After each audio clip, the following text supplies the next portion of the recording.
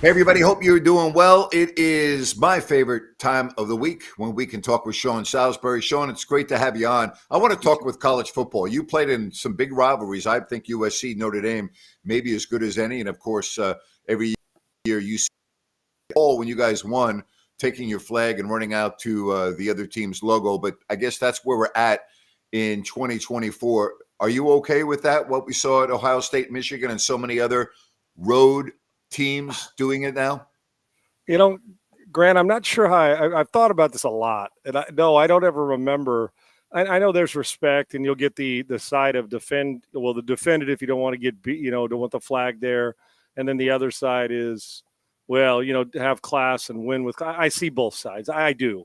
Listen, it's rivalry, heated emotions. I'll tell you one thing that doesn't bother me is all the about 7 rivalry games. There was fighting and it means something.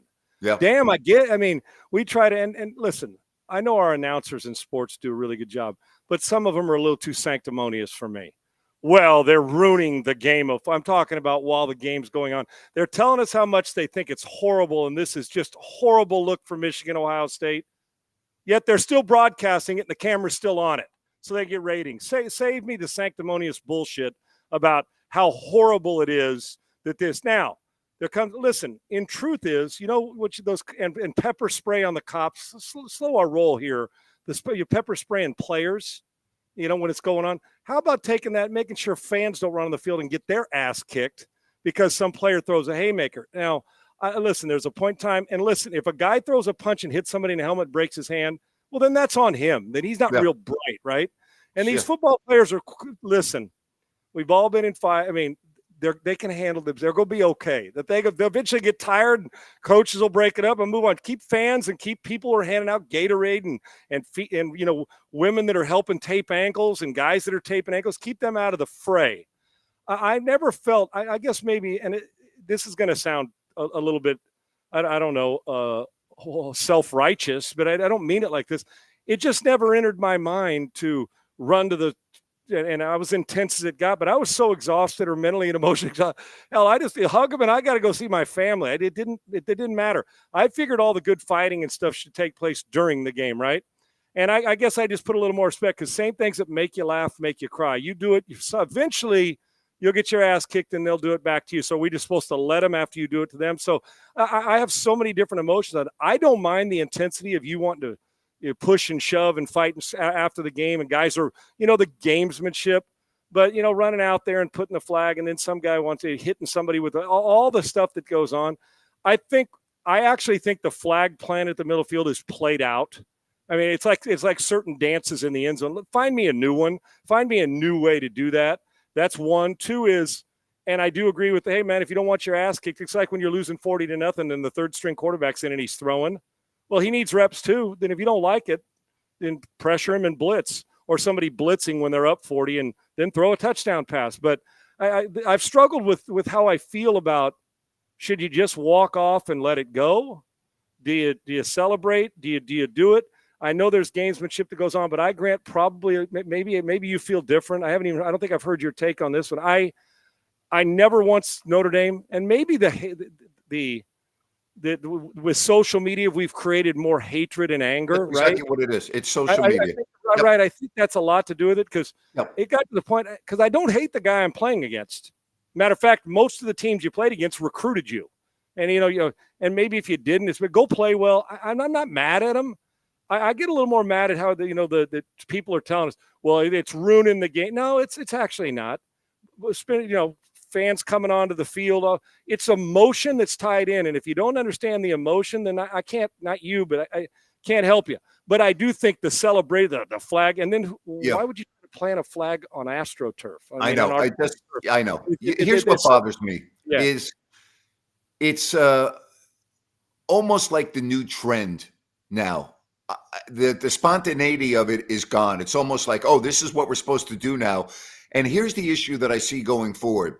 If they don't put a stop to this, we are going to have an ugly incident that you were referring to, involving a trainer, involving a fan, involving something bad is going to happen. And then we're going to have a completely different conversation. Yeah, and Grant, you're a one. Somebody's going to flail around. Somebody's going to come up from behind. It's Yep. going to be somebody trying to break it up. It's going to be somebody without a helmet. Strap your helmet. We've always been don't leave the bench without your helmet. Put your damn helmet on and get out. The players will police it and take care of it. If you don't like it, the guy gets shoved. Next thing you know, before you know it, the trainer, equipment, not the equipment, the strength and conditioning and other players that don't want to fight or pulling people off. But that's the one thing. Somebody gets out there, a guy wheels on him and unloads with the right hook because he's pissed and he dropped the pass at the game. You go out. We got to understand the raw emotion, but that's the part is maybe you get to a point, where you don't outlaw the celebrations, but outlaw you're not allowed to take a flag. If you do, it's you saw the fighting, $100,000 fine. Hit him with $500,000 and trust me, the coach will say, and they say, don't do this after the game. So I know there's winning and losing class. I don't get mad at people for their emotion and Grant, I've been in UCLA and Notre Dame games, and it is. There's times you feel like, man, you want to kill somebody, and I don't mean litter. You know the point I'm talking about. It's just like you're so into it. But I think there's a line once the game ends. I'd prefer it to be. I don't mind getting chippy. I just worry about the person who can't defend themselves, I guess is what I'm trying to say. Does that make sense? Other than that, makes total sense. And from a distance, if you don't understand a rivalry, then you probably don't get it. But it's going to be that one, right? And then the one time that person gets hit and sues for $15 million, then they'll stop it. Don't wait till that happens. Whatever you got to do to contain it. But I actually just think the celebration of planting a flag it bores me now. I think it's played out. And when an announcer says, the game's going to be over, and how dare these guys, after they just watch guys beat the shit out of each other for 4 quarters, back off a little bit on that and save me the TV drama. Sean, college football playoff, whether we're talking 4 teams or 12 teams, there's always going to be a team or two that think they got screwed. Right now, that team is Miami. Alabama leaped over them. Are you okay with that? I'm not, but 11 or 12, I'm not. Both Alabama and Miami, something special would have to happen for them to fall out of the 12 now, right, Grant? Because neither one are playing in their conference championship. So more than likely they're going to get in anyway. So it's really not that big a deal. But when you look at it, Alabama had some good wins. They had a horrible loss to Oklahoma, who couldn't score on me and you. And so I'm trying to weigh it out. And hell, Georgia Tech took Georgia to the brink. Alabama. You start to go through, common opponents and their losses. I guess, to me, my initial thought was Miami shouldn't have fallen that far and should not have gone behind Alabama. If I was on the committee, which I don't understand why athletic directors that have a fight in it are on the committee. It makes zero sense to me. I would have had Miami at least one slot ahead of Alabama. Now, then I went through this, Grant, and it's how you perform and how you play. I think good losses or bad losses should come heavy into play too. Like, when a team gets beat on a walk-off field goal, I think that matters. But when Alabama, losing to Vanderbilt and then they got killed by Oklahoma. Oklahoma destroyed them and yes, awful offense too. They can't score. So terrible. I listen. Both are capable of going on in this and winning a lot of games. Winning games in the playoff. But I would have had Miami ahead of them. But then I went through the schedule and said, okay, let's go each one. Alabama plays Miami on a neutral site. Who would you, if you had $100,000 and you had to bet it on all of them? You had to bet on one side. Who would you pick? Alabama. Everyone's taking Alabama. Alabama versus Ohio State. Even though Ohio State's talented, in a big game on a neutral site right now, you'd consider, right? Alabama, Notre Dame right now. Yeah, I understand your point. The history of Alabama is going to always give them an extra. The Nick Saban factor when he was there. I get it. But and it can be bothersome, but you knew that was coming down the pike, SEC and Alabama. They're going to benefit. They're favoring them. But they gave their wins against top 25 teams a lot of credence. They lent a lot of credence to the committee to it. So, but as you start to go down it, you say, okay, Alabama, SMU. I love SMU story, but I'm saying it head-to-head, and you had to bet all your money on one team. Who you picking? They're one of the 12 best teams. I understand where you're going. I'm following your logic. For me, I would have put Miami ahead of Alabama in the rankings. But here's what they said. They said that Alabama was 3-1 against top 25 teams, and Miami was 0-1. That's exactly right. 3-1, they get to play 4 of them. The schedule for Miami, they didn't. And you listen. in truth, now if it would have been 12 or out, I would have had a much bigger problem. But 11 and 12, they've played well enough.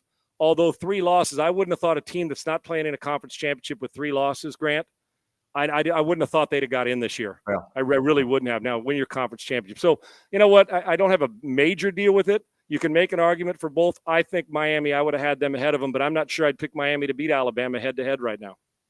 All right, let's go NFL. I want to talk AFC.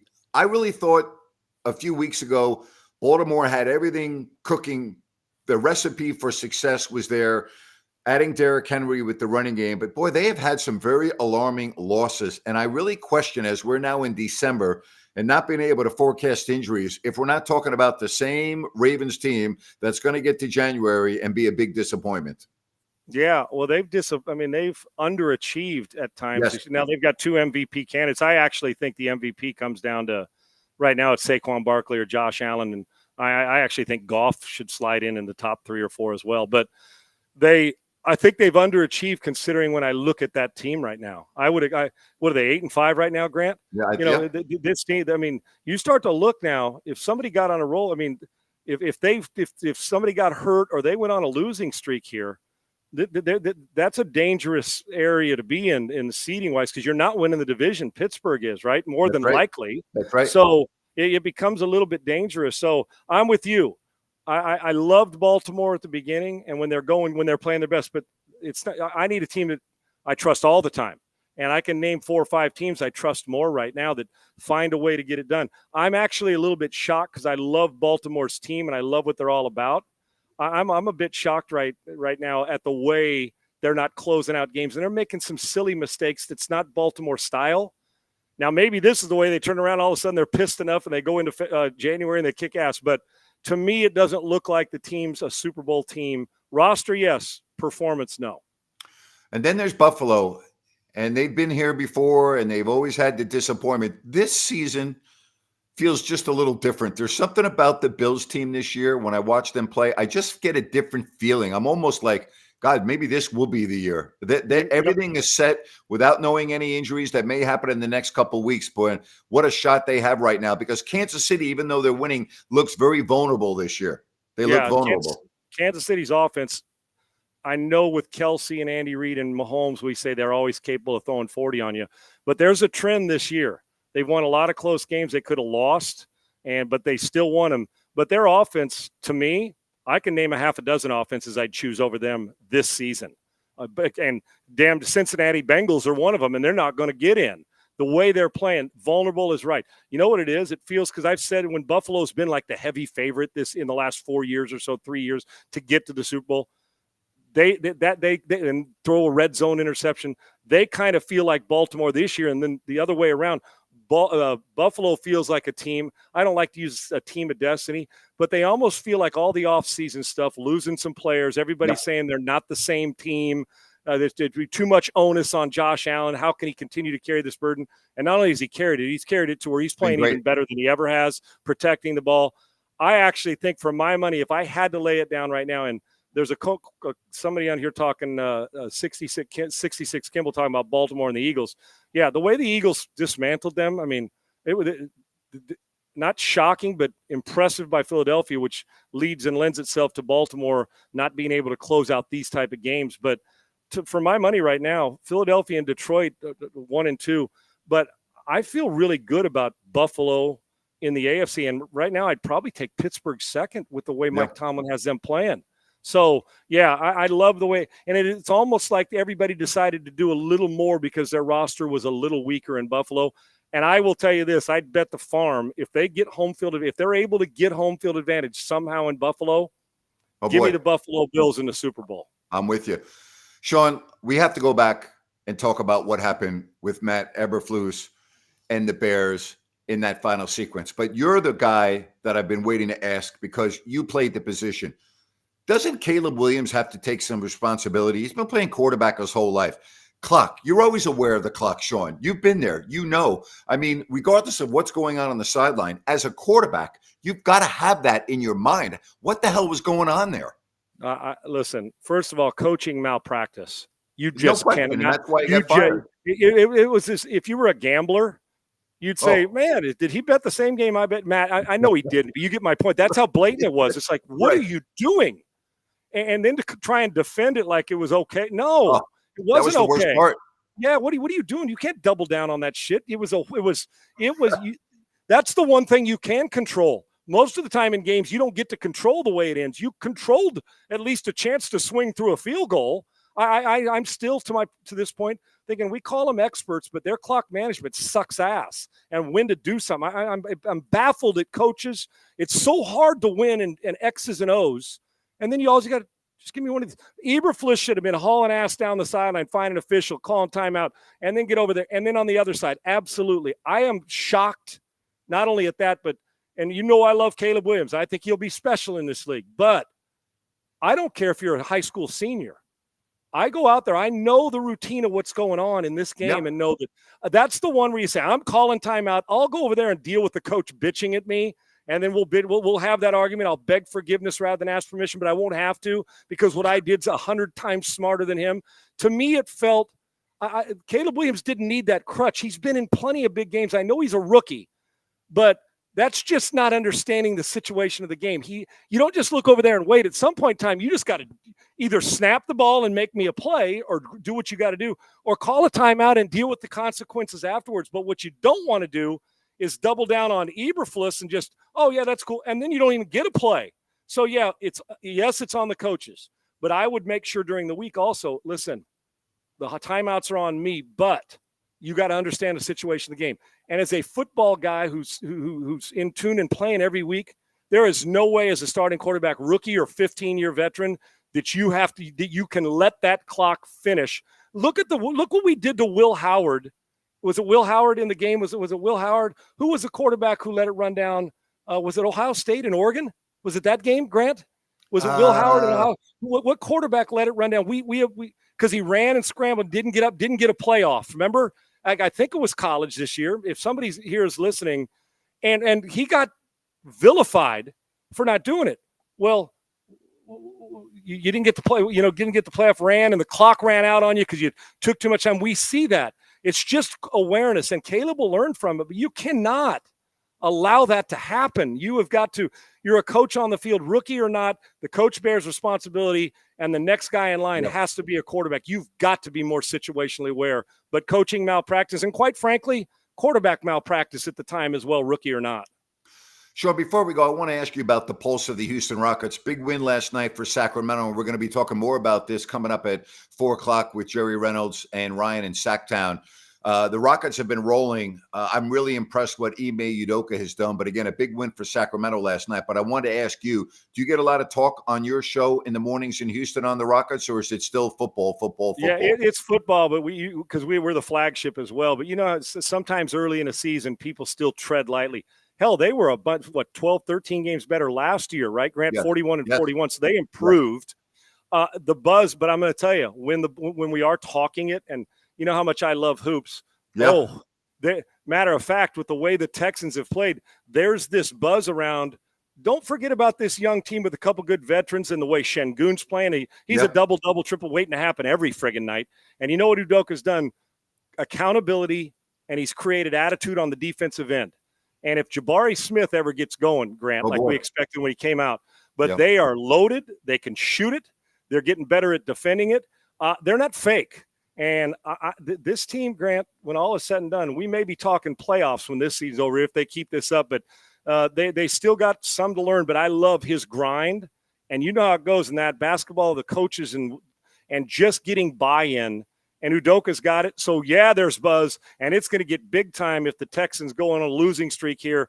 And before Astros kick in and when they kick in, this is the most excitement they've had maybe since Harden and Paul and we're winning an MVP. This is the most excitement they've had because they stuck with these young players. And you know what? Last year they wanted to get rid of Jalen Green. Fans wanted to get rid of Jalen Green at the deadline. They stuck it out, and it's paying off dividends for them. They don't need to do much as they roll on as far as going finding other bodies because right now the chemistry is pretty damn good. They got enough attitude, which Udoka likes, and they're playing on the defensive end. I love this team, and I love the energy they play with. Yeah, they got a great mix, and they're young, sure do. And they're going to be around for a while. Sean, Grant, just as long as you know as you've covered this game and are expert at it, this to be able to, on those days when you go through 2 or 3 losses in a row, which they will, Yeah. everybody does, is to be able to, when you're struggling, is still garner up enough energy to commit on the defensive end when you're straight. Right. It's the easiest thing to do is when you're not winning, get a little lazy on the defensive end. And when they go through it, is to find a way to win on the defensive end when they're not shooting the basketball well. So I'm anxious to see how they go through this, but it's a hell of a start for them. And there's a lot of buzz in Houston. Sean, appreciate it, man. Thank you. Enjoy your evening, and we'll talk to you next week, buddy. Always appreciate you, brother. You keep doing your thing. You're the best. Thank you, bud. You're the best. Not me. I'm second best. That's Sean Salisbury. I don't even know if I'm second best.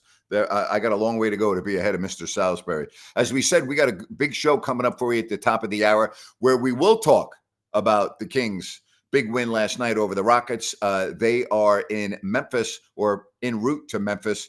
They'll take on the Grizzlies coming up tomorrow, and then the very next night at San Antonio. So a lot to talk about coming up at the top of the hour with Jerry and Rhino in Sacktown. Always good when we can have Sean Salisbury on each and every week right here on If You Don't Like That. Again, we'll see you in a little bit.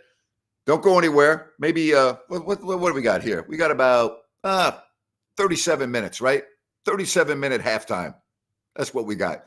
See you in a little bit. Thanks very much. Bye-bye.